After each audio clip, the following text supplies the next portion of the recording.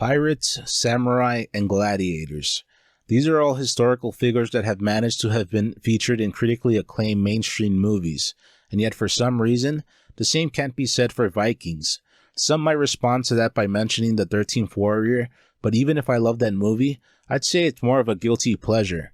There's also Vinland Saga, but who else besides us weebs would be up for watching an anime series? I don't see the Northman being as successful at the box office as Gladiator, but I do think that it'll soon be recognized as a great Viking movie, and a great movie in general. I'd like to be able to say that I know enough about Viking mythology and history to be able to compare this movie to what really happened or is believed, but I can't. Even if I'm a fan of Vikings and would like to know more about them, I'm more like a person that says that they're a metal fan, but all they really do is wear a Metallica shirt on weekends and spin the Black Album once in a while. I bring this up because the Northman managed to amaze me in more ways than one. Not only did it feature rituals and beliefs that were foreign to me, it was also visually stunning. The former left me interested in doing something that most movies don't manage to accomplish, which is to have me do some research. It's one thing to have your movie leave fans wanting to go back to rewatch it, which the Northman managed to do with me, but if you can grab a viewer's attention to the point where they're willing to spend more time on subject matter related to your movie, you've done something right. Almost immediately from the start, you can tell that this is a great looking movie. It features beautiful landscapes, the indoor sets look realistic for what would be utilized during that time period, and it also helps that the limited lighting used indoors sets a mood. In certain parts of the movie that's clearer than in others, but in general, I like the ambiance that this created. It was something simple, but it helped bring you into what was playing out on screen, and it seemed more realistic than if the indoor scenes were brightly lit by the use of modern day lighting equipment. Keeping things simple, though I'm sure that there's a degree of complexity when it comes to pulling off this simplicity, helped elevate the movie in general. I wouldn't go so far as to say that this is a movie that'll win an Oscar for costume design, but what was featured stood out. In particular, I really loved Bjork's brief appearance in the movie. Not only did she look great because of her costume, but within the context of the scene, she seemed otherworldly, and I liked that. I guess I shouldn't be surprised seeing as how Bjork has been over the top in more ways than one throughout her lengthy career. The Northman appears to be a realistic depiction of what Viking life was like back then, but it also manages to be in touch with a more mystical side. That's especially seen later on in the movie, and it depicts great use of effects and camera work, but I'll get around to discussing that in a bit. What I really enjoyed about The Northman is that it's simply a great movie in every way possible.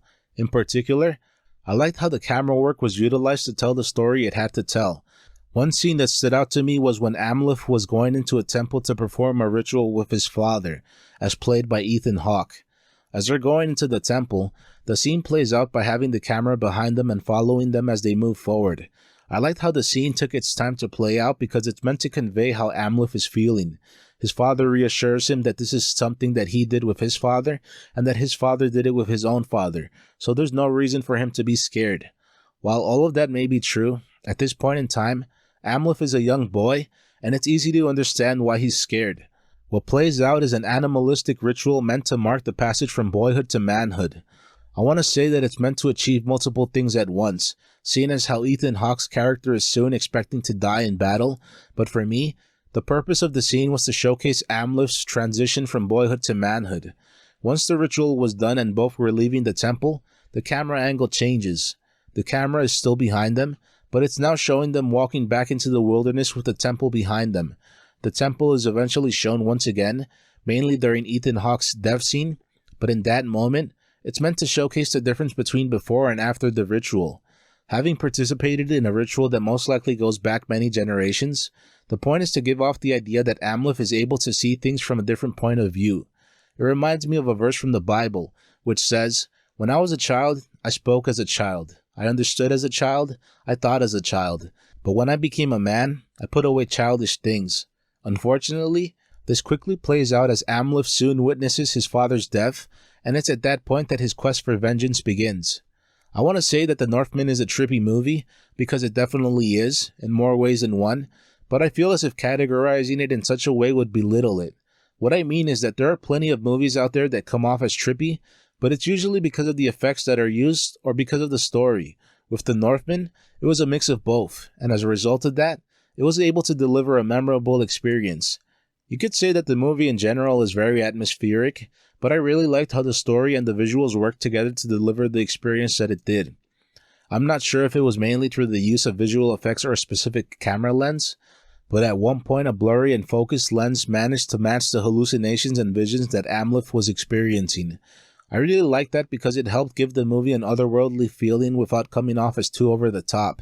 Even if I enjoyed Doctor Strange and the Multiverse of Madness, there's a huge difference between the effects work of that movie and the effects in The Northman.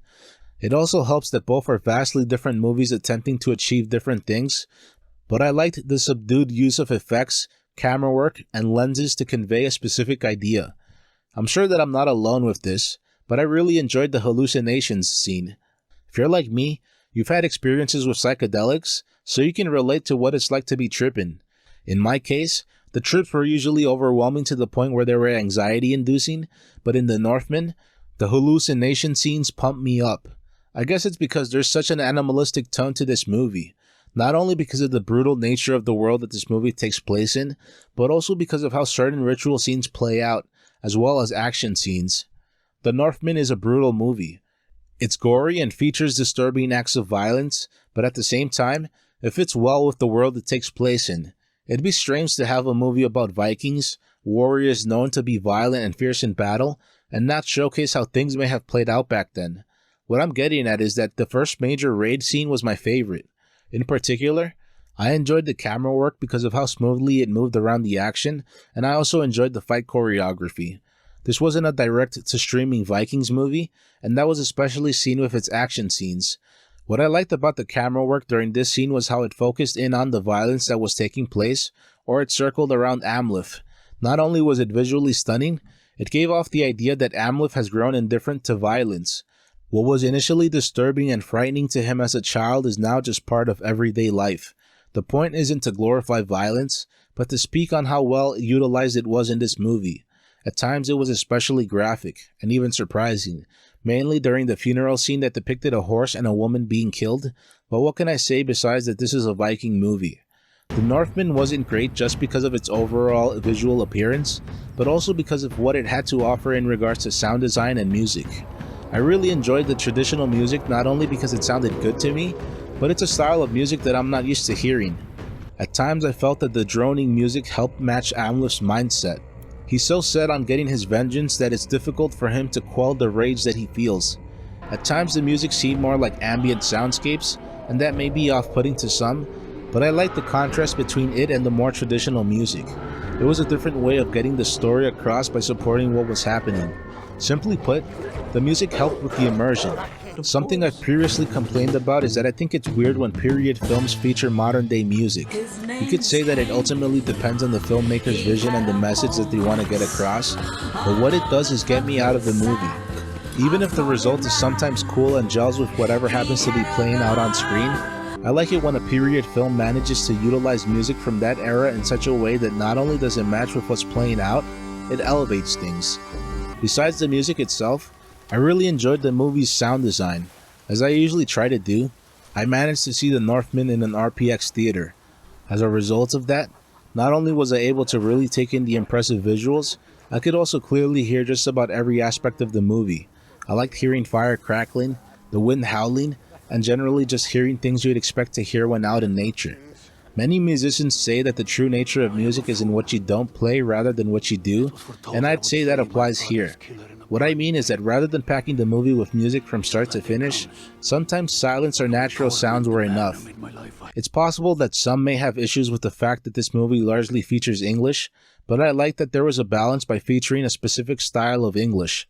I wouldn't go so far as to say that it's Shakespearean, but the English used definitely had a sense of rhythm to it, and it really got you to pay attention to what was being said. There was a musical element to the English that was spoken, but I'm not sure if that's the correct way of putting it. Either way, I like this because I could easily experience the movie as a native English speaker, but at the same time, it was different enough to let me know that I was watching something that's meant to be from a bygone period of time. The Northman is one of those rare movies that got an immediate 5 out of 5 stars from me. It's not only because I shared this experience with my parents, which made it more enjoyable for me, but also because it's simply a great movie.